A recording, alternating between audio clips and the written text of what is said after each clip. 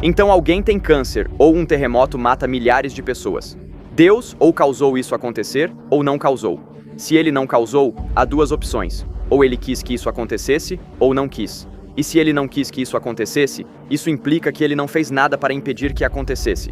Então eu pergunto, como você reconcilia isso com um Deus benevolente e onipotente? O pastor Cliff Knechtel é confrontado por um jovem que levanta uma das perguntas mais difíceis e conhecidas até hoje. Se Deus é tão amoroso, por que as pessoas sofrem? Será que Cliff tem uma resposta para essa pergunta? Fique até o final para ver o resultado deste debate intelectual e deixe seus pensamentos nos comentários abaixo. Então alguém tem câncer ou um terremoto mata milhares de pessoas. Deus ou causou isso acontecer ou não causou. Se ele não causou, há duas opções. Ou ele quis que isso acontecesse ou não quis. E se ele não quis que isso acontecesse, isso implica que ele não fez nada para impedir que acontecesse. Então eu pergunto, como você reconcilia isso com um Deus benevolente e onipotente? Você levantou, obviamente, uma das questões mais difíceis. Por que Deus permite o sofrimento? Se Deus é todo-poderoso, se Ele é todo-amoroso e se Ele é bom, então por que existe sofrimento, mal e morte? Sinceramente, eu não sei. Há milhares de anos, filósofos muito mais inteligentes do que eu lutam com essa pergunta e nunca chegaram a uma resposta definitiva. Jesus não dá uma resposta final e completa para isso. Então, seria um pouco ingênuo pensar que eu poderia te dar uma resposta exata. Mas há muitos pontos importantes, muito importantes, a serem considerados. Primeiro ponto. João, capítulo 9. Os discípulos se aproximam de Jesus depois que ele encontra um homem que nasceu cego e fazem uma pergunta muito semelhante. Quem causou isso? Foi o pecado desse homem ou o pecado dos pais dele? Jesus responde: nem este homem pecou, nem seus pais. Isso aconteceu para que o poder de Deus fosse manifestado na vida dele. Então, Jesus realiza um milagre e abre os olhos do cego. Perceba o que Jesus fez aqui. Ele destruiu aquela caixinha organizada que dizia que todo sofrimento é resultado direto do pecado. E ele diz: não, vocês estão errados. Nem este homem pecou, nem seus pais, para que ele nascesse cego. Os judeus da época de Jesus tinham esse entendimento. Você sofre porque você peca. Uma relação direta, de causa e efeito. E Jesus diz: não. E obviamente, esse é um dos principais pontos do livro de Jó. Jó não sofreu porque havia pecado, embora seus amigos dissessem isso a ele. É por isso que você está sofrendo. Mas um dos pontos centrais do livro de Jó é este. Jó sofreu porque Satanás desafiou Deus a respeito da fé de Jó. Satanás diz basicamente: Jó crê em ti porque tudo vai bem para ele. Ele crê porque recebe coisas boas de ti. Tira essas coisas boas, e ele vai te amaldiçoar na tua face. E Deus responde: eu não acho que você esteja certo. Portanto, um dos pontos principais do livro de Jó é que a fé de Jó em Deus não estava baseada nas circunstâncias da vida, mas no caráter de Deus.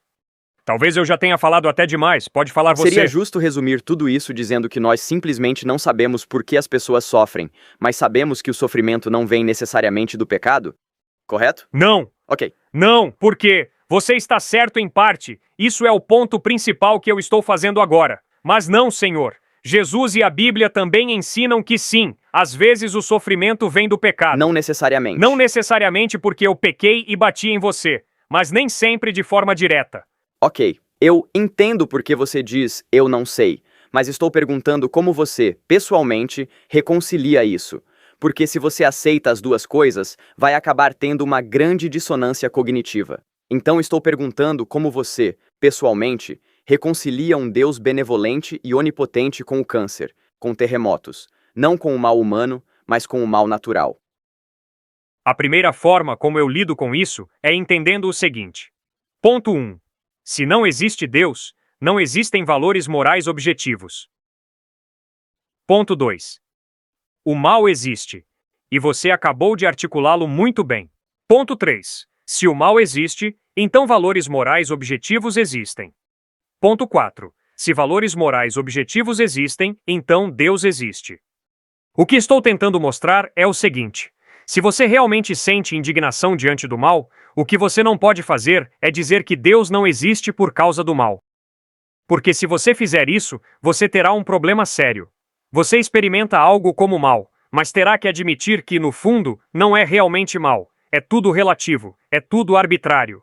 Mas você sabe que o mal é real. E de uma forma curiosa, o próprio mal aponta para o fato de que deve existir algum tipo de Deus que define o que é moralmente bom e o que é moralmente mal. Próximo ponto. Gênesis, capítulo 3. Ali é registrado a queda. É registrado como a boa criação foi corrompida. Você e eu nascemos em um mundo injusto, quebrado e corrompido, não porque Deus o criou assim, mas porque nós, seres humanos, dissemos a Deus: saia do nosso caminho. E ele, em parte, honra esse pedido, dando um passo para trás em relação ao planeta Terra e o caos irrompe. Por isso precisamos lembrar: a vida é injusta, Deus é justo. Não confunda as duas coisas. Agora, indo ao ponto central quando se trata do problema do sofrimento, vamos ao hospital. Vamos ao quarto onde um menino pequeno está deitado, morrendo de câncer. Vamos lá, meu amigo ateu. Você fica de um lado da cama, eu fico do outro. Qual é a sua solução para a morte dessa criança por causa do câncer? No fim das contas, meu amigo ateu não tem solução. Um aglomerado de matéria primordial evoluiu para uma forma superior. Azar o seu, garoto. Sua mãe não leu o horóscopo. É destino, é sorte. Eu, como seguidor de Cristo, fico do outro lado da cama, olho nos olhos daquela criança e digo: existe um Deus que sofre, que se tornou homem em Jesus Cristo. Ele sofreu, sangrou e morreu numa cruz para nos dar a solução definitiva para o sofrimento, perdão e vida eterna no céu, onde não haverá mais câncer, não haverá mais HIV, não haverá mais doenças do coração, mas vida eterna na presença de Deus. Então, meu amigo, vamos confiar em Cristo e receber sua solução definitiva, a vida eterna no céu, porque Ele é um Deus que sofre. Mas você também não teria que olhar essa criança nos olhos e dizer: eu não sei por que Deus não está te ajudando? Sim. Você está certo, isso é um bom raciocínio. Eu entendi tudo o que você disse, mas não consigo entrar na sua cabeça. Não consigo ver como você reconcilia, dentro de si mesmo, por que Deus, se Ele pode ajudar a criança, não ajuda.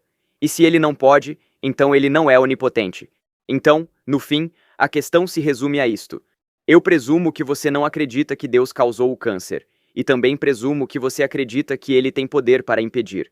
Então, como você reconcilia na sua mente um Deus benevolente com um Deus que escolhe não impedir que o câncer mate uma criança? Sim, porque Deus escolheu, por uma razão que eu não conheço, criar um mundo real, onde existem causa e efeito e seres com livre arbítrio. Deus sabe que, se eu puxar uma arma e matar alguém, muitas pessoas vão sofrer porque sentirão a falta dele? Sim. Então, por que Deus não faz meu coração parar antes que eu puxe o gatilho? Eu não sei. Mas eu sei que Deus criou um mundo real e me deu livre arbítrio, de modo que eu posso pegar uma arma, matar alguém e causar uma quantidade imensa de dor na vida de muitas pessoas. Por que Deus não fez a mãe de Hitler sofrer um aborto espontâneo? Eu não sei. Isso certamente teria protegido muitas pessoas de experimentar muito sofrimento. Mas Deus criou um mundo real, onde temos livre arbítrio, e Ele não vai intervir regularmente para bloquear esse livre arbítrio. Ele também criou um mundo em que existe causa e efeito, onde há falhas genéticas, e Ele não vai intervir para curar cada bebê doente. Bebês morrem. Mas eu sei que Ele nos ama, porque enviou seu Filho, Cristo, para morrer numa cruz, para nos perdoar e nos dar novos corpos, para vivermos eternamente. Isso eu sei. Mas exatamente porque Ele não intervém, o que é uma ótima pergunta que você está fazendo, é uma pergunta difícil também para mim. Porque eu tenho que me sentar ao lado da cama de crianças que estão morrendo. Eu não sei por que Ele não intervém. Ok, mas você reconhece então que Deus não está fazendo nada para impedir o câncer na criança? Ele está fazendo uma escolha ativa de não intervir? Correto. Ok. Eu diria que a analogia com a arma é um pouco diferente, porque ali ele estaria impedindo o livre-arbítrio humano. Mas veja, o câncer é uma doença, é um tumor maligno. Correto. Isso. E se Deus impedisse o câncer de crescer dentro de uma criança, isso não interferiria no livre-arbítrio de ninguém. Por isso, eu realmente não acho que o argumento do livre-arbítrio se aplique ao câncer ou a um terremoto, que são ocorrências naturais. Eu entendo o argumento da causa e efeito, que a Terra funciona como uma máquina que Deus iniciou, onde há consequências. Mas por quê? Se ele realmente ama a pessoa que tem câncer, se ele se importa profunda e intimamente com ela, por que ele não interviria para impedir que o câncer a atinja? Certo. Por que ele não interviria para impedir que um terremoto mate milhares de pessoas? No fim das contas, eu não sei. Mas pense comigo por um instante. Esta excelente universidade não foi construída no verão passado. Seria ingênuo pensar isso. Este lugar é resultado de muitas pessoas que se sacrificaram, pagaram impostos, fizeram doações. Muitas pessoas investiram tempo e trabalho para construir tudo isso. Você se beneficia disso. É consequência de decisões sábias que algumas pessoas tomaram. Da mesma forma, você nasce em um mundo onde pessoas também tomaram decisões horríveis. Infelizmente, há consequências. E você acaba sendo atingido por elas. Não é porque você mereça. Não é porque você tenha feito algo errado.